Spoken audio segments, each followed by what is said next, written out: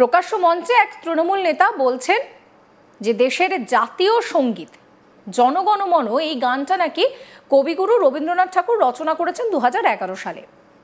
এমনকি কারার ওই লৌহ কপাট তার রচয়িতাও নাকি রবীন্দ্রনাথ ঠাকুর। রাজ্যে তৃণমূল সরকারের প্রতিষ্ঠা দিবসেই নাকি রচনা জাতীয় সঙ্গীতের। ভাবতে পারছেন, রাজ্যের শাসক দলের এক নেতা প্রকাশ্যে এই সমস্ত ভুলভাল তথ্য দিচ্ছেন। ভাষা সন্ত্রাসের সভামঞ্চে এই বেফাঁস মন্তব্য করে বিতর্কে জড়িয়েছেন এক তৃণমূল নেতা। এই তৃণমূল নেতার নাম নারায়ণ চন্দ্র পাঁজা। প্রকাশ্য মঞ্চে তিনি বলছেন 2011 সালে রবীন্দ্রনাথ জনগণ রচনা করেছেন। এমনকি কারার ওই লৌহ কপাটের রচয়িতা নজরুল নন, নাকি এই গানের রচয়িতা রবীন্দ্রনাথ ঠাকুর। প্রকাশ্য সভামঞ্চে তৃণমূল নেতা তথা গোঘাট 1 নম্বর পঞ্চায়েত সমিতির সহসভাপতির এই মন্তব্যে নতুন করে বিতর্ক তুঙ্গে। যাকে নিয়ে এই বিতর্ক, তার মন্তব্য, অর্থাৎ সেই নারায়ণ চন্দ্র পাঁজার মন্তব্য শোনাবো আপনাদের।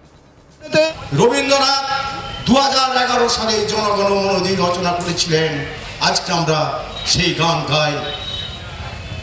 1911 সালে 1905 সালে বঙ্গভঙ্গ আন্দোলনেতে রবীন্দ্রনাথ বলেছিলেন, কারার ওই লৌহ কপাট ভেঙে ফেললে লোটা।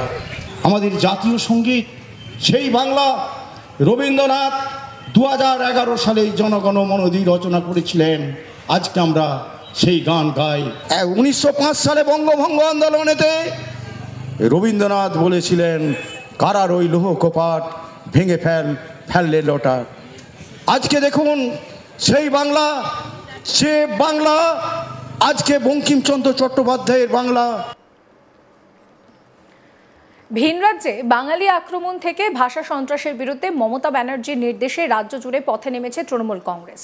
গোঘাটে সেই ভাষা সন্ত্রাসের বিরুদ্ধে আন্দোলনে বক্তব্য রাখার সময় বাঙালির ইতিহাস স্মরণ করতে গিয়ে একেবারে লেজে গোবরে অবস্থা এই তৃণমূল নেতার। যদিও পরে ওই নেতা তিনি দাবি করছেন যে ভুলবশত হয়ে গিয়েছে, ভুল কথা বলার জন্য তিনি ক্ষমা প্রার্থী। শুনুন কি বলছেন তিনি।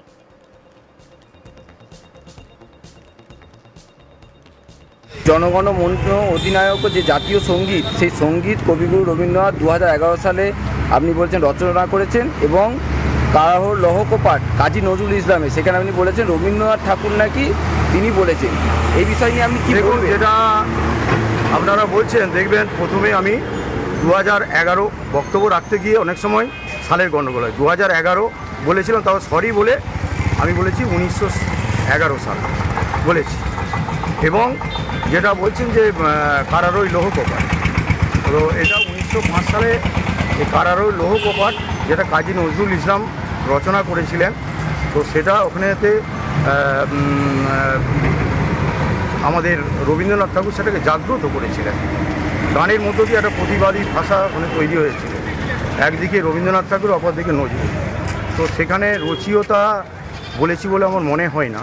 আমি বলেছি যে বঙ্গভঙ্গ আন্দোলন, সেই আন্দোলনেতে 1905 সালে হয়েছিল এবং সেখানেতে ওই গানটা জাগ্রত হয়েছিল। কিন্তু প্রকাশ্য সভা থেকে কিন্তু আপনি বলেছেন যে রবীন্দ্রনাথ ঠাকুর 2011 সালে রচনা করেছেন। না, ওটা আমি সঙ্গে সঙ্গে সরি বলেছি, আগে ভালো করে দেখবেন। তারপর বলেছি 1911 সাল, আগেও আমি বলি না, 1911 সালটা বলেছি।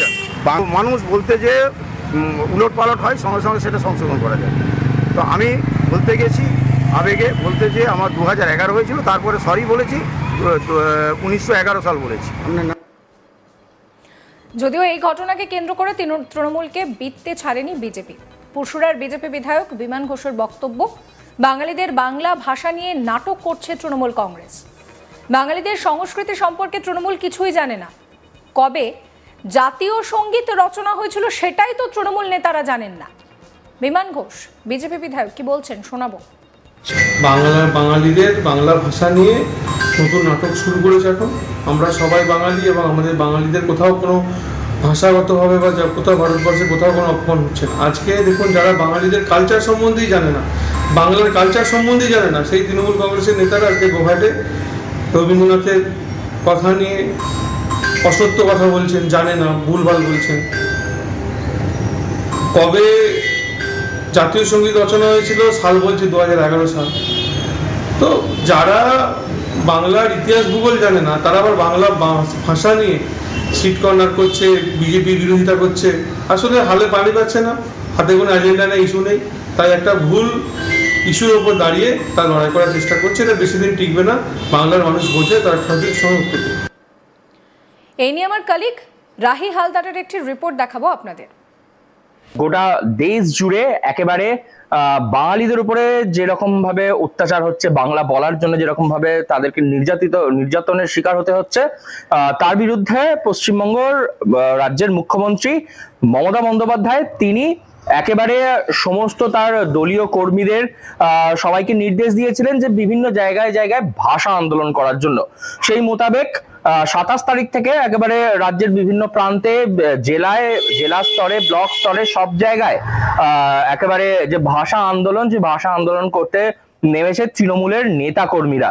আর ঠিক সেরকমই গোঘাট অঞ্চল, হুগলির আরামবাগ সাব ডিভিশনের গোঘাট অঞ্চল, সেই গোঘাটেও ভাষা আন্দোলন চলছিল এবং সেখানেই একেবারে বক্তব্য রাখতে গিয়ে লেজে গোবরে অবস্থা তৃণমূল নেতার। হ্যাঁ, তিনি বলছেন যে তিনি একবারে অন স্টেজ মঞ্চে দাঁড়িয়ে জনসমক্ষ বক্তব্য দিতে গিয়ে তিনি বলছেন 2011 সালে নাকি রবীন্দ্রনাথ ঠাকুর তিনি জাতীয় সঙ্গীত লিখেছিলেন।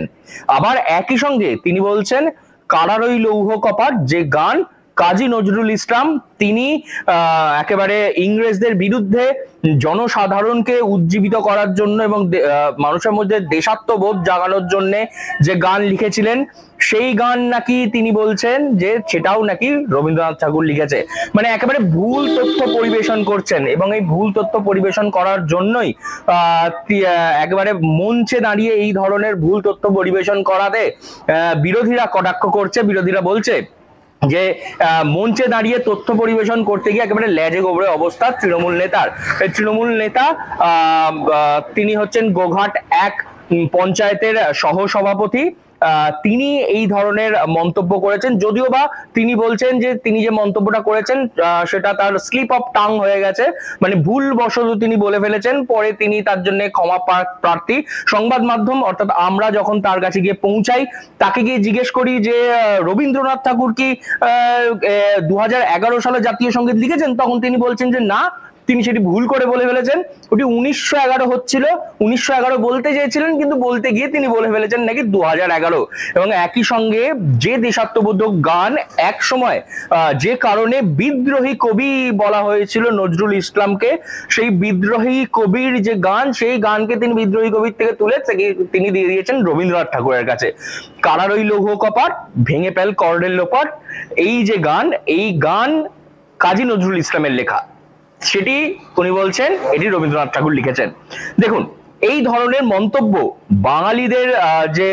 বাঙালিদের যে কালচার, সেই কালচারকে নাকি বাঙালিদের যে সেন্টিমেন্ট, সেই সেন্টিমেন্টকে আঘাত করেছে এই ধরনের তৃণমূলের মন্তব্য, এমনটা বলছে বিজেপির পুরসুরার বিধায়ক বিমান ঘোষ। তিনি বলছেন যে যারা ভাষা আন্দোলন করতে নামছে, ভাষা আন্দোলনের নামে এই আন্দোলন করছে, তাদের কাছেই তারাই বাঙালির যে সংস্কৃতি রয়েছে সেই সংস্কৃতির একেবারে অপপ্রচার করছে এই রকম ভুল তথ্য পরিবেশন করার মধ্যে দিয়ে। বিজেপি তারা কটাক্ষ করে বলছে যে আগে ইতিহাস তারা ভালো করে জেনে আসুক, আগে তথ্য তারা ভালো করে জেনে আসুক, তারপরে মঞ্চে দাঁড়িয়ে গিয়ে বলবে। কারণ জনসমক্ষে মানুষের সামনে ভুল তথ্য পরিবেশন করা তা কোনো রকম ভাবেই কাম্য নয়, এমনই অভিযোগ করেছে বিজেপি। যদিও যে সেই তৃণমূল নেতার কাছে যখন আমরা গিয়ে পৌঁছাই, তিনি তখন সাফ জানিয়েছেন যে তিনি সেটি ভুলবশত বলে ফেলেছেন, তিনি স্বইচ্ছায় এই ধরনের ঘটনার কথা বলতে চাননি। তিনি 1911 বলতে গিয়ে 2011 বলে ফেলেছেন।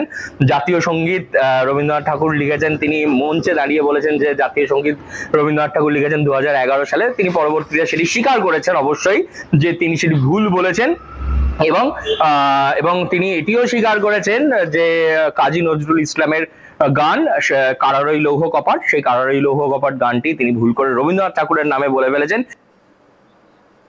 সমস্ত আপডেট পেতে চ্যানেলটিকে সাবস্ক্রাইব করতে ভুলবেন না।